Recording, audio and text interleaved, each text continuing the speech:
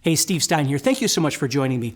In this video, what we're going to be doing is talking about 3 things that I think are very important for you to practice on a daily basis. Whether you've been playing guitar for a little while, maybe you're just starting, or you've just gotten a guitar and you're interested in learning how to play, I think these 3 things are very, very important.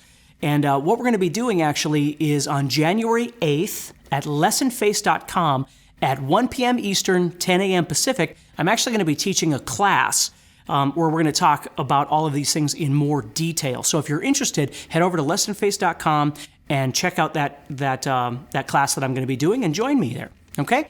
So the 3 things we're going to be talking about are strumming, chording, and songs. But before we get into those, the first thing I want to tell you is I always tell all my students, practice on the days that you eat. Okay, I would always rather you practice, even if it's only 5 minutes or 10 minutes a day, okay?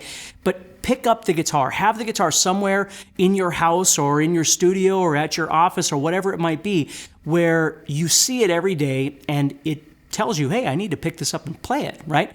If you play every day, it's far better than, only playing once a week or twice a week or something like that. Even if it's for longer periods of time on those days, I'd rather you pick it up every single day because your brain tends to remember these things, and just that repetition of daily practice really helps, okay? That's not the tip, but that's something I want you to think about. And the second thing is finding a way to stay motivated, because let's be honest, anytime you're learning how to do something like guitar or anything like that, it can get frustrating sometimes.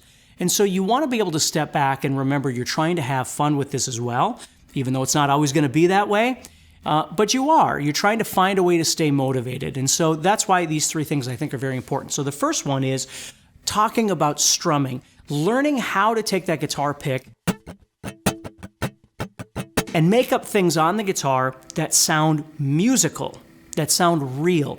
Not just necessarily a strumming pattern per se, where we do like down, down, down, up, down, or something like that, but really learning that when we add things like dynamics, like strumming hard and strumming soft, and putting those together, strumming a little bit more, different things like that, it can really bring out the musicality of what we're trying to do.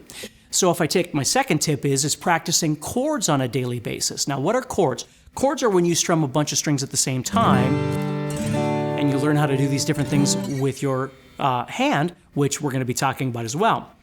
But not just learning chords, but learning the right chords, and then learning different key ways of being able to move between them efficiently, quickly, cleanly, okay? So you can start doing the third tip, which is learning how to play songs. If you take the strumming and you take the chords and you put those together, and then you take a song that you want to learn how to play that can utilize those chords, utilize that strumming, you're playing music. So if you think about it this way, if I, get home from work or get home from school or whatever, and I grab my guitar and I'm listening to the radio or I'm listening to, a song I like or a CD that I like or whatever, and I start trying to just kind of play along with it. I pick a song I like and I just start doing this.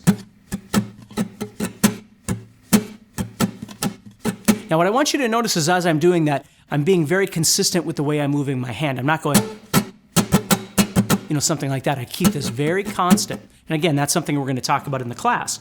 So then what I do is I come over here and I start working with my chording or my fretting hand. This is called a fretboard, so I'm going to press down on things. And what I want to practice over here is making these chords over and over and over, training my hand, training my brain to think about these chords and identify which chords go with which. For instance, a G chord, which you may or may not know, a C chord, and a D chord are very important to learn connected to each other because we use those a lot to be able to play songs. So if I can learn shortcuts to be able to play this G and this C and this D quickly and cleanly, and I can learn to take that and add this strumming to it,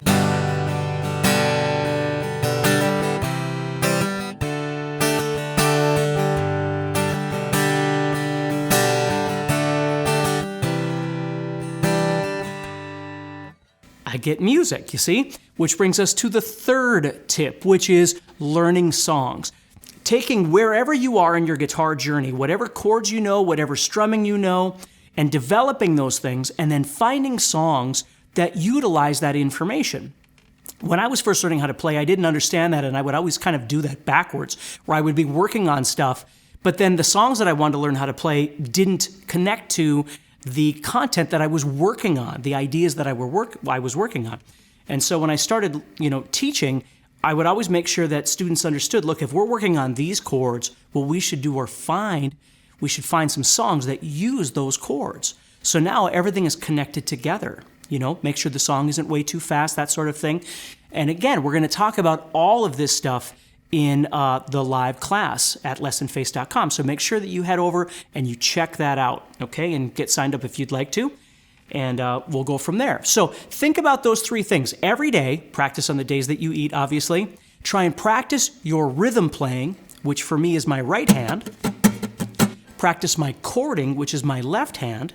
And then I'm going to find some songs that utilize those things that I'm working on, whether I'm playing G and C and D, or maybe you're learning A and D and E, whatever it might be. And I want to find some songs that use those so I can pull all of this stuff together. All right? So take care, stay positive, and I hope to see you on January 8th, okay? So make sure you check out over at lessonface.com.